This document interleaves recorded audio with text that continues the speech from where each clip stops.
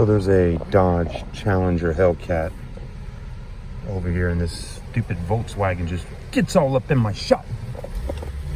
I'm in an SHO.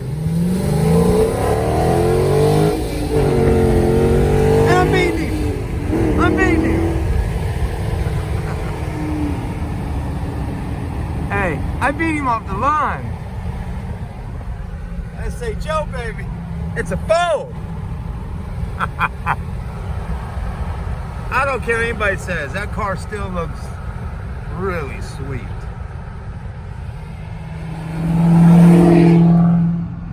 I took off and smoked him. He knew it. He knew what I was doing.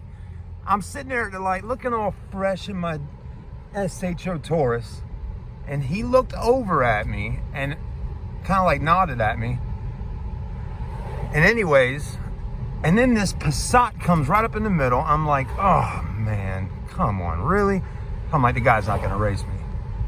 Then I hit record and I'm like, let's do it. I had the lead in an SHO. I love it.